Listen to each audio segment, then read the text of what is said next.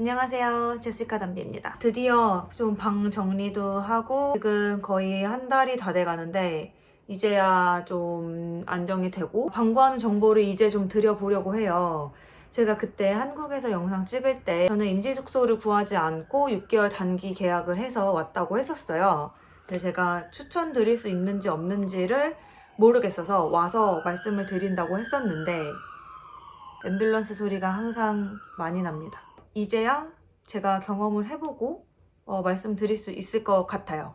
한국에서 비디오 콜로 벌추얼 뷰잉이라고 하거든요. 저는 한국에서 벌추얼 뷰잉을 한 후에 오게 되었고 직접 방을 보러 다니진 않았어요. 결론적으로 정말 만족을 하고 있고 잘 구했다고 생각을 해요. 제가 운 좋게 잘 구한 것도 있긴 한데 만약에 이렇게 잘 구하면 와서 고생하지 않아도 임시숙소 구하지 않고 돈도 그렇게 많이 들지 않고 편하게 딱 시작할 수 있을 것 같아서 제가 방을 구했던 정보들을 한번 여러분께 좀 공유 드리려고 합니다. 일단 제가 한국에서 집을 구할 때에 본 조건이 첫 번째는 1200불 이하.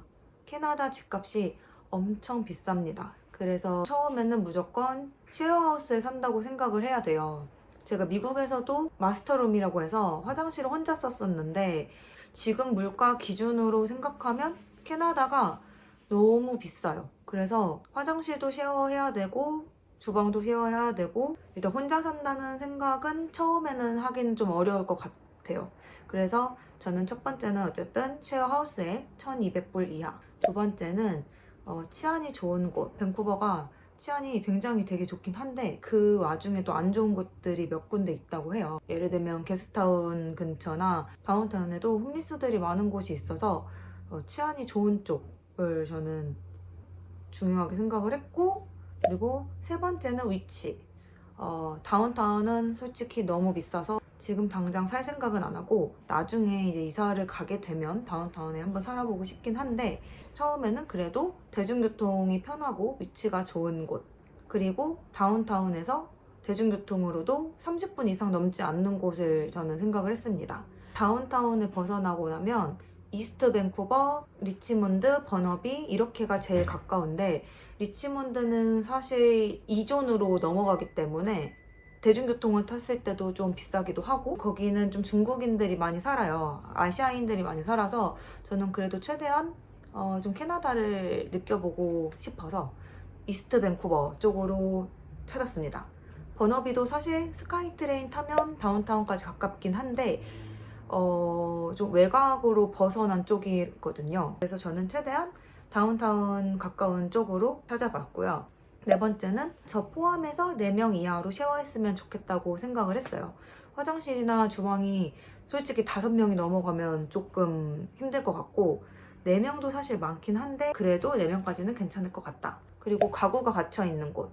침대, 책상, 옷장 같은 거 기본적인 거는 있는 곳으로 저는 구했고요. 안 그럼 나중에 이사할 때도 너무 힘들고 살려고 하면 다 돈이기 때문에. 다음은 좀 방이 좀 넓은 곳. 거실, 주방을 쉐어하게 되면 제가 방에서 있는 시간이 되게 많을 거 아니에요.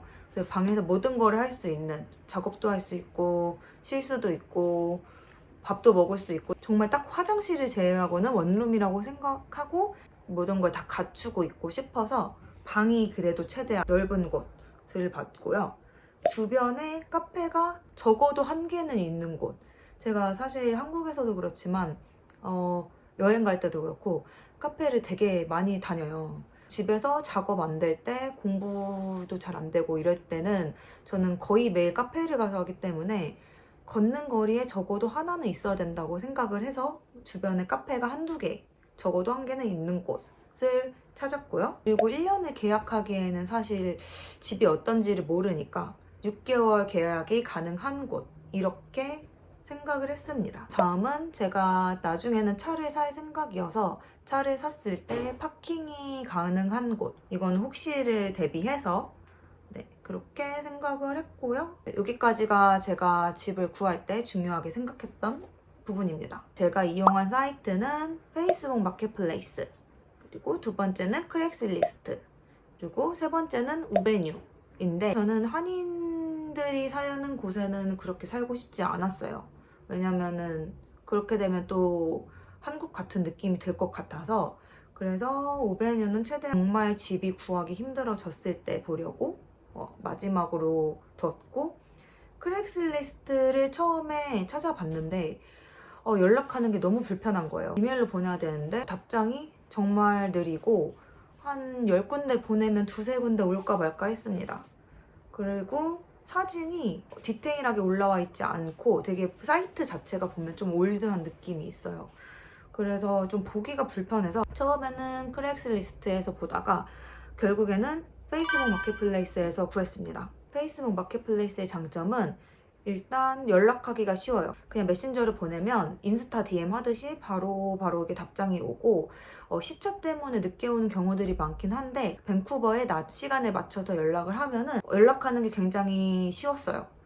그리고 밤에 보낸다고 해도 다음날 아침에 답장이 와 있고, 이메일을 이용하지 않아도 돼서 되게 간편하게 소통할 수 있다는 점이 되게 좋았고, 그 호스트도 페이스북을 하기 때문에 호스트의 사진이나 그 프로필을 어느 정도 볼 수가 있어요. 그들이 이전에 이제 올려놨던 사진이나 글들을 보면 이 사람이 어느 사람이겠구나 라는 게 이제 조금 짐작이 가잖아요.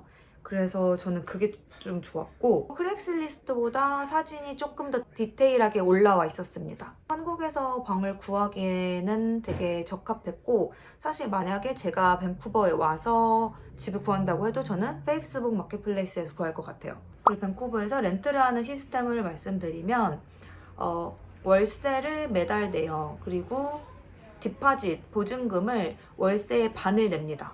처음에 월세의 반 보증금 플러스 첫 달 월세 이렇게 내고 들어가게 돼요. 지금 룸메이트들이 왔나 봐요. 방이 열렸네. 네? 지금 룸메이트가 바나나빵을 줬어요. 다음으로 넘어가 보겠습니다. 그렇게 해서 제가 구한 방은 현재 1,100불 그리고 디파짓 550불 냈고요. 4명 룸메이트랑 쉐어를 합니다. 화장실이랑 주방 쉐어를 하고, 거실이라기보다는 그냥 테이블 밖에 하나 있어요. 이렇게 쉐어를 하게 되었고, 저는 3층에 살고 있고, 여기는 이스트 밴쿠버 다운타운에 대중교통을 타면 30분 이내로 가는 곳이고요. 바로 집 앞에 버스 정류장이 있어서 대중교통이 되게 편리한 위치에 있습니다. 그리고 조금만 더 걸어가면 그 캐나다 라인 메트로 다니는 곳이 있어요. 위치는 되게 만족하고, 차를 사면은 스트릿 파킹으로 된다고 해요. 이 앞에 세울 수 있다고 해서 그것도 만족. 제가 밤 10시 넘어서도 걸어 다녔는데 치안도 되게 좋고, 무엇보다도 집 앞에 스타벅스가 있습니다. 이거면은 솔직히 다 끝났어요. 다른 카페도 2개가 더 있어요. 제가 찾았던 모든 조건들이 충족되었고, 집 앞에 그로서리 마켓도 바로 있고, 드럭스토어도 바로 있고, 은행도 바로 앞에 있고, 여기까지 이제 저의 집의 정보고요. 제가 28일차 살고 있는데 너무 아직까지는 만족합니다. 왜냐면 이 전체 집에는 사람들이 많이 살고 있대요. 근데 지금 저희 층에는 방이 4개가 있는데 제가 첫 세입자고, 지금 나머지 3명이 그저께 들어왔어요. 지금 9월부터 들어오게 된 거고, 8월에 제가 혼자 살았습니다. 그래서 솔직히 쉐어하우스인지도 모를 정도로 혼자 너무 편하게 지냈고, 방이 다 비어 있었고 화장실도 혼자 썼기 때문에 굉장히 되게 이제 편하게 쓰다가, 다른 룸메이트들이 온다고 해서 긴장도 되게 많이 하고 걱정도 했는데, 아까 보셨으면 알겠지만 바나나빵도 주고 룸메이트가 정말 다행인 것 같아요. 한 명은 중국계 말레이시안이고, 한 명은 베트남, 그리고 한 명이 한국인이에요. 그래서 이렇게 지금 여자 4명이 쉐어를 하게 됐습니다. 집주인이 되게 착해요. 그래서 이 집주인도 잘 만나면 좋다고 제가 듣긴 했는데, 일단 이 집에 같이 살고 있지 않고 되게 자주 왔다 갔다 하더라고요. 카톡도 있어서 카톡으로 편하게 연락을 할 수도 있고, 필요한 게 있으면 이것저것 다 갖다 주고, 이게 되게 중요한 것 같아요. 주인을 잘 만나는 것도. 제가 이렇게 화장실을 쉐어하는 거는 처음이라서, 미국에서도 화장실을 쉐어를 안 했기 때문에 좀 걱정을 되게 많이 했는데, 다들 깨끗하고 정리정돈 잘하고 조용하고 이래서 지금 되게 만족하고 있습니다. 네. 여기에 뒷마당이 있어요. 여기 뒤에 잔디밭에 테이블이랑 의자도 있고 지금 제 방 앞 뷰가 잔디밭이거든요. 그래서 이것도 되게 좋은 것 같고 제가 아침마다 조깅을 하는데 근처에 조깅하기에 되게 예쁜 공원이 있습니다. 거기에 구스들도 있고 그 러닝하는 트랙도 있고 공원이 되게 커서 이게 진짜 좋은 것 같아요. 집 주변에 공원 있는 거. 이건 예상치 못했지만 너무 좋았다. 그리고 헬스장도 걸어서 10분 안에 갈 수 있어서 이것도 만족합니다. 단점은 이 집뿐만이 아니라 캐나다 집들이 다 오래돼서 하우스가 좀 낡은 거? 집이 약간 살짝 기울어져 있어요. 약간 지금도 앉아있는데 약간 이렇게 된 느낌이야. 그래서 어차피 저는 직접 뷰잉을 하지 않았기 때문에 이런 걸 체크할 수가 없어서 어쩔 수 없는 부분이지만 여러분들은 뷰잉을 직접 하면 이런 부분도 한번 체크하면 좋을 것 같아요. 집이 이제 오래되면은 삐걱거리고 거릴 때마다 좀 시끄럽고 그러거든요. 그래서 집이 기울어지진 않았나, 너무 삐걱거리진 않나.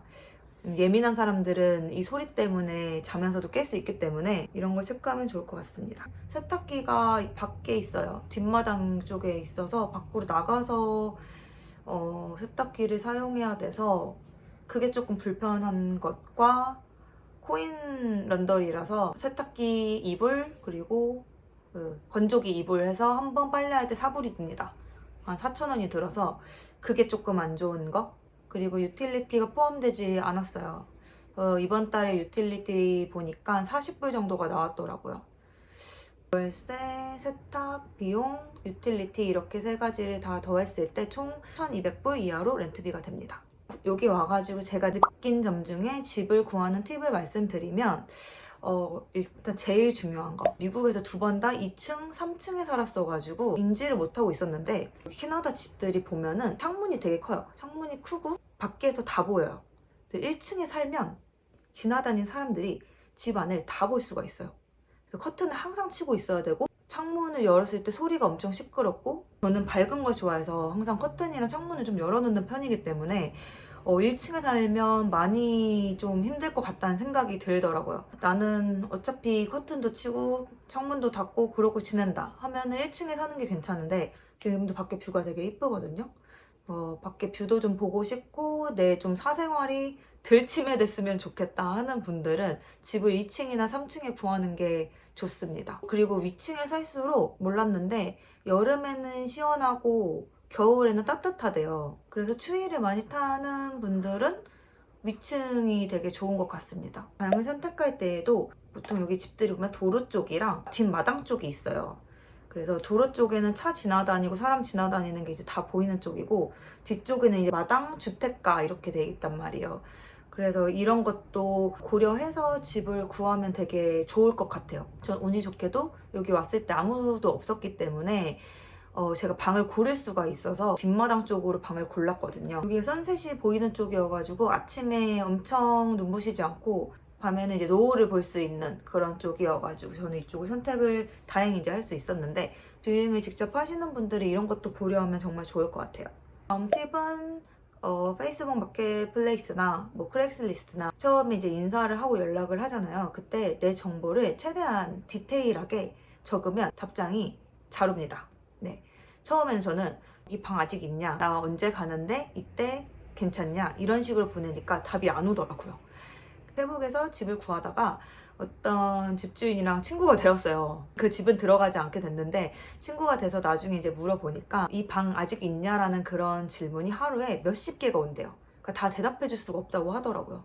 그래서 그 중에서 최대한 디테일하고 괜찮겠다 싶은 사람들한테만 답을 한다고 하더라고요. 메시지를 쓸 때 처음에 이제 저의 신상 정보를 다 쓰고 언제 도착하는지, 왜 캐나다에 오게 되고 앞으로 어떻게 살아갈 건지에 대한 걸 다 썼어요. 집주인 입장에서 제일 중요한 것은 집세를 꼬박꼬박 내는 증명된 사람을 원하기 때문에 저희가 이제 중요한 거는 우리 신상을 잘 말해야 된다. 나는 한국에서 이런 직업을 했고 이런 학교를 다녔고 아니면 이렇게 살아왔고 이래서 이러이러한 사람인데 여기서 앞으로 이렇게 살 거고 이런 식으로 앞으로 해 나갈 거다. 약간 이런 걸 써주면 답장이 되게 잘 옵니다. 저희 팁이고 저는 이 집주인이랑 영상통화를 해서 집이랑 다 구경을 하고 한국에서 돈을 디파짓만 먼저 입금을 했고요. 그리고 이렇게 입주를 하게 됐습니다. 임시 숙소를 안 구하고 바로 오는 게 괜찮은지 안 괜찮은지 말씀드린다고 했었는데 저의 결론은 대만족입니다. 집을 직접 보지 않는 위험 부담이 있긴 한데 장점은 임시 숙소를 거치지 않아도 돼서 오자마자 저는 짐을 그날 다 풀었고요. 다시 또 집을 알아보지 않아도 되고 뷰잉을 하지 않아도 되고 이 시간을 너무 많이 벌어서 원래는 이 한 달 동안 임시 숙소 살면서 집도 뷰잉하고 다시 이사해서 거기서 또 물건 정리하고 또 집 꾸미고 어쩌고 하는데 이제 한 달이 보통 넘게 걸리는데 저는 일주일 만에 집이 다 세팅이 됐어요. 지금도 계속 하나씩 물품을 사고 있지만 네, 이렇게 저의 공간이 꾸며진 채로 하나씩 더 하니까 너무 좋더라고요. 집이 제일 중요한 부분이잖아요. 나의 공간이 잘 돼 있어야 심적으로도 안정이 되고 이것저것 할 수도 있는데 그러지 않으면 계속 이제 불안하단 말이에요. 그래서 저는 여기를 바로 제 공간으로 이제 꾸몄기 때문에 여행도 여기저기 많이 놀러도 가고 레주메 드랍하는 것도 사실 되게 금방 한 편이고 지금도 합격한 곳의 스케줄을 기다리면서 놀고 있습니다. 네, 내일은 빅토리아 아일랜드에 가요. 1박 2일로 갔다 올 계획입니다. 그건 또 다른 영상으로 보시면 될 것 같아요. 네, 결론적으로 저의 추천은 에어비앤비로 임시 숙소를 구하고 오면 되게 비싸요. 일주일에 100만 원 정도 한단 말이에요. 그럼 2주면 200만 원이고 그 안에 또 방을 못 구하면 연장을 해야 되는데 연장을 하게 되면 300만 원 되지 400만 원 되지 솔직히 모르고 그 방에 또 에어비앤비가 다음 예약이 있으면 다른 집을 또 구해서 또 이사를 가야 돼요. 그런 경우를 제가 많이 봤기 때문에 저는 그것보다는 일단 좀 힘이 들더라도 6개월 단기로 이제 구하는 곳을 찾은 다음에 6개월을 계약을 하고 와서 한 달을 지내보세요. 임시 숙소라고 생각을 하고 한 달을 지내보고 정말 별로다 이러면 디파짓을 그냥 버리고 나가면 돼요. 그게 더 쌉니다. 제가 그 생각으로 온 거거든요. 만약에 집이 별로면은 디파짓을 버리고 뷰잉을 해서 나갈 생각으로 6개월 계약을 하고 온 건데 1100불에 디파짓 550이면 1650이잖아요. 1650에 한 달을 사는 거예요. 에어비앤비보다 훨씬 쌉니다. 그래서 저는 이 방법을 추천을 드리고 정말 운이 좋게 저처럼 집이 괜찮으면 그냥 살면 되니까 아니면 그냥 그 한 달 동안 뷰잉하고 나가면 되고 한 달 동안 집을 못 구했다면 2달 살고 또 다음 달 월세까지 내고 2달 살고 디파짓 버리고 나가면 되니까 네, 저는 이 방법이 괜찮다고 생각을 해요. 어차피 이런 부분 때문에 디파짓이 있는 거기 때문에 사실은 집주인한테 좀 미안하긴 해도 제가 직접 보지 않았고 뭔가가 잘못된 것들이 있었는데 주인이 안 말해준 것도 잘못이라고 저는 생각을 하기 때문에 디파짓을 주고 나가면 되니까 문제가 된다고 생각하지 않습니다. 사실 집 구하는 게 제일 힘든 것 같아요. 왜냐면 일 구하는 것도 힘들긴 하지만 일 구하는 건 일종의 그냥 경험이라고 생각을 하면 되는데 집을 구하는 건 나의 생존의 문제가 달리기 때문에 한국에서부터 이 시차가 안 맞으니까 계속 연락하고 또 캔슬되면은 또 다시 구하고 캔슬되면 다시 구하고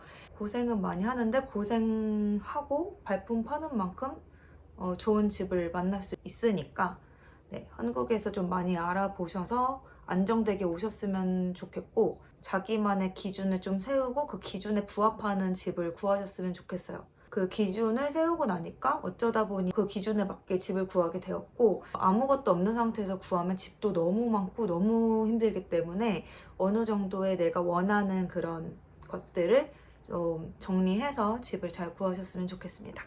네, 이렇게 집 소개를 마치고 오늘 영상은 여기까지 마무리하겠습니다. 그럼 또 우리는 다음 영상에서 만나요. 안녕. 재배치한 저의 방을 보여드리겠습니다.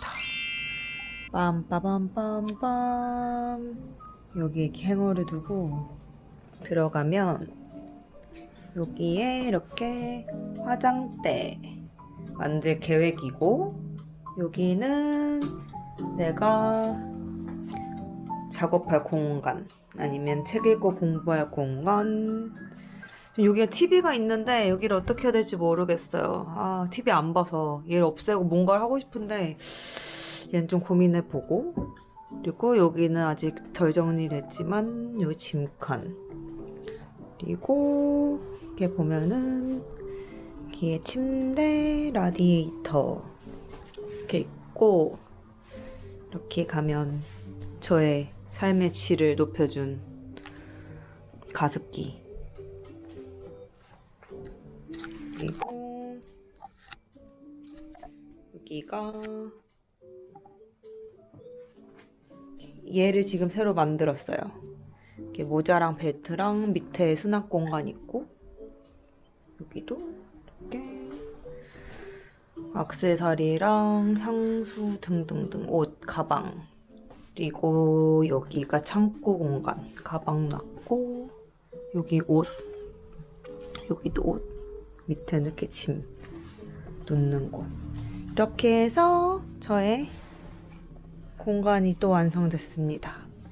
아주 마음에 들어요. 그리고 오늘 비 온다 했는데 날씨가 왜 이렇게 좋은지 또 나가고 싶어지게. 짠! 날씨 너무 좋죠, 오늘. 이렇게 제시카의 방 투어 끝!